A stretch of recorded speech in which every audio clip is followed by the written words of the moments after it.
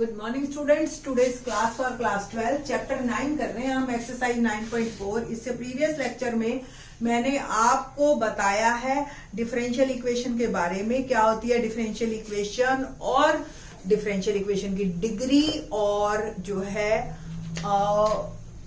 Order. Number 1। Number 2 मैंने जो बताया वो बताया है स्टूडेंट्स को कि 9.2 और 9.3 में किस तरीके से इक्वेशंस को चेंज करना है।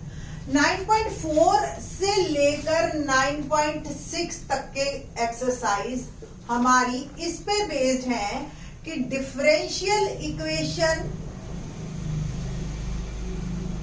से नॉर्मल इक्वेशन कैसे बनानी है। ठीक है जी। नॉर्मल इक्वेशन का मतलब जनरल एक इक्वेशन। 9.4 हमारे 3 मेथड है सिलेबस में 12th क्लास के। पहला वेरिएबल सेपरेबल मेथड, जिसके बारे में हम अभी बात करेंगे in this exercise. 9.5 homogeneous particular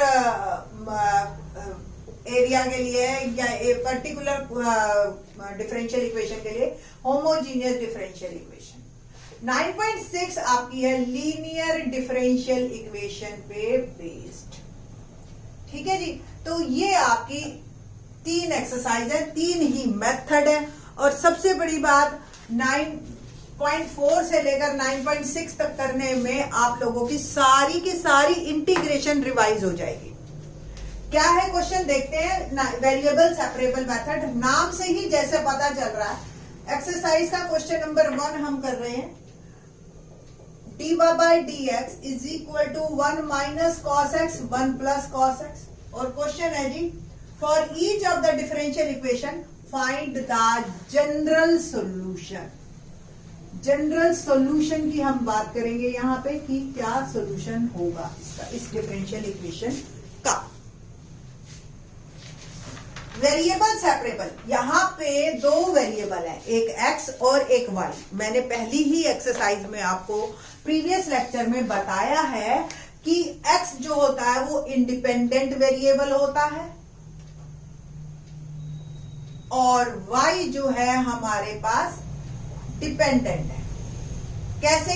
suppose y is equal to x plus 2 है, आप x की वैल्यू डालते जाओ, y की निकलती चली जाएगी। तो x तो इंडिपेंडेंट हो गया और y हो गया डिपेंडेंट x पर। ठीक। तो यहाँ पे 2 वेरिएबल है और हमने उनको सेपरेट करना है। सेपरेट करने का मतलब y और dy और जो भी y से रिलेटेड कुछ भी चीज है वो एक साइड करेंगे और जो x से रिलेटेड चीजें हैं वो एक साइड करेंगे। कांस्टेंट कंसीडर नहीं करेंगे हम। तो यहाँ ये तो बहुत ही इजी क्वेश्चन हो गया। सिर्फ हम dx को अगर उधर भेज देते हैं तो x वाले एक साइड हो गए और y वाले एक साइड हो गए। Now integrate both side.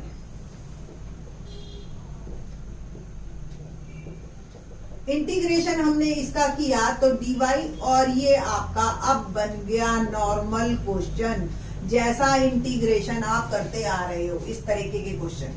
तो dy का तो इंटीग्रेशन y हो जाएगा और इसमें अभी हम ट्रिग्नोमेट्री लगाएंगे। 1 माइनस कॉस एक्स। मैंने कई लेक्चर्स में 12th क्लास के तो आई थिंक सो 8 से 10 लेक्चर में ये लाइन बोली होगी कि ये 2 फार्मूले आप अच्छी तरह से याद कर लीजिए। इनवर्स में, डिफरेंशिएशन में, इंटीग्रेशन में 1 minus cos x is 2 sine square x by 2 और 1 plus cos x 2 cos square x by 2। ठीक है जी। तो ये आ गया मेरा 2 साइन स्क्वायर एक्स बाय 2 और ये हो गया 2 cos square x by 2 dx। 2 से 2 कैंसल, ये tan square x by 2 dx। Still अभी मेरे को इंटीग्रेशन नहीं आया। अभी इसका इंटीग्रेशन में tan square x by 2 can be written as secant square x by 2 minus 1 dx। अब हम इंटीग्रेशन करेंगे। सीकेंड स्क्वायर का होता है tan x बाय 2 और फिर x बाय 2 का डिफरेंशिएशन डिनोमिनेटर में आ जाता है। 1 का इंटीग्रेशन हो गया x। अच्छा, जब हमने इसका इंटीग्रेशन किया था तो एक कांस्टेंट यहां भी देते हैं जब इंटीग्रेशन करते हैं इंडेफिनेट, और एक कांस्टेंट हम यहां भी देते हैं। तो दोनों को मिला के एक कांस्टेंट लगाते हैं हम जब आंसर देते हैं और वो भी राइट हैंड साइड में लगाते हैं। ठीक है। ओवरऑल पूरी मेरी जो सिचुएशन आई, y इस 1/2 को घूम के ऊपर चला गया, तो 2 tan x by 2 minus x plus c. So this one is the general solution of this differential equation. ठीक है, इजी है. क्वेश्चन नंबर 2 पे बात करते हैं. क्या है question number 2?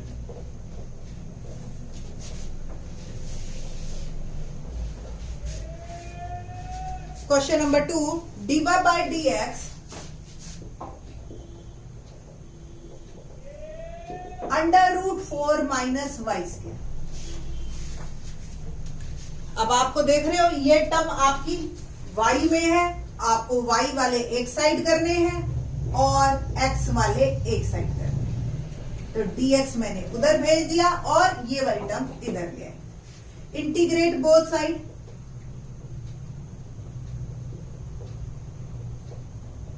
dy upon √4 minus y square और ये हो गया dx. अब आपको ध्यान हो, अगर इंटीग्रेशन का formula 1 upon √a square minus x square. x square is sine inverse x by a. तो यहाँ पे a क्या है 2 और x क्या है y. तो integration of this sine inverse y by 2. dx का इंटीग्रेशन x, दोनों का कांस्टेंट मिला के मैंने लगा दिया एक c यहां. ठीक है जी. तो ये मेरे पास बन गया आंसर. तो sine inverse y by 2 equal to x plus c is my answer. बहुत ज्यादा है अगर आपको इस तरीके से करना, अदरवाइज पीछे आंसर इसका साइन इनवर्स की फॉर्म में दे रखा है या बिना साइन इनवर्स की फॉर्म में दे रखा है, ये मैं चेक कर लेती हूँ. अदरवाइज नंबर यहाँ पे मिल जाएंगे आपको. और साइन की फॉर्म में है तो सिंपल, पहले क्या कीजिए आप, पहले साइन ही ले जाइए. y by 2 taking sine both side. तो जब आप साइन लोगे, टेकिंग साइन बोथ साइड, ये साइन इनवर्स को कैंसिल कर देगा और इधर साइन आपका ऐड लग जाएगा एज ए फंक्शन. 2 को भी उधर कर दीजिए तो y is equal to 2 sine x plus c is my answer. Now this is the general solution. Now question number 3 देखते हैं.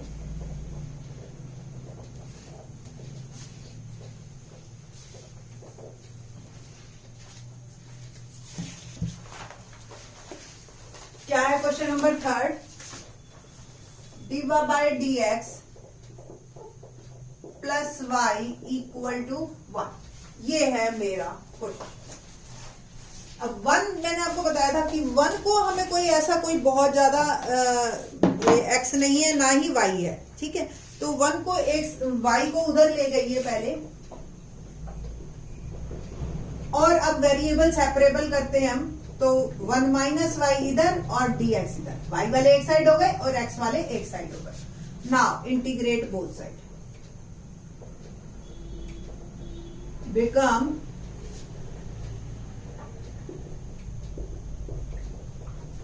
इसका इंटीग्रेशन हो गया log 1 माइनस y और फिर y का -1 डिनोमिनेटर. dx का इंटीग्रेशन x और ये हो गया मेरा c. ठीक, तो इस तरीके से ये आपका इंटीग्रेशन यहाँ पे कंप्लीट हो रहा है. माइनस को उधर मल्टीप्लाई कीजिए तो हो गया log 1 minus y minus x minus c. आप चाहो तो वैसे तो आंसर यहाँ भी ठीक है, बट जनरली हम इसका आंसर e में देते हैं. ठीक है, एक्सपोनेंशियल में log को हटाना है हमने, तो log और e एक दूसरे के रेसिप्रोकल होते हैं. e और log ऐसे आ जाए तो भी कट जाते हैं, और log और e ऐसे आ जाए तो भी एक दूसरे को कैंसिल करके ये 1 बना देते हैं. ठीक है, taking exponential function both side, जैसे साइन लिया था पिछले क्वेश्चन में, e यहां लेते ही ये हो गया 1 माइनस y, और यहां लिया तो e माइनस x माइनस, तो 1 minus y e minus x into e minus c आप लिख सकते हो, है ना, क्योंकि if powers are added, then exponential आपस में मल्टीप्लाई हो रहे हैं। ये एक नया कांस्टेंट है, EC, take it as A. तो 1 minus y AE minus x is my answer. ठीक है, तो इस तरीके से आप आंसर को निकाल सकते हैं। माइनस का प्लस माइनस कुछ भी कर लीजिए, उससे कोई फर्क नहीं पड़ता है, लिटिल बिट फर्क आ जाएगा। तो आपका जो आंसर पीछे दे रखा है एक्सरसाइज में 9.4, तो y is equal to 1 plus AE minus x. अब आप यहां इस माइनस को आप माइनस ए भी लिख सकते हो, तो y 1 plus AE minus x. Important है E माइनस एक्स। ठीक है, वेरिएबल में कोई चेंजेस नहीं आने चाहिए। कांस्टेंट में प्लस माइनस कोई फर्क आ गया उससे कोई मैटर नहीं करता। मैंने E माइनस सी को माइनस ए भी ले सकती थी मैं। ठीक है, तो इस तरीके से क्वेश्चन में कोई फर्क नहीं आएगा। Question number 4 onwards in the next lecture. Thanks.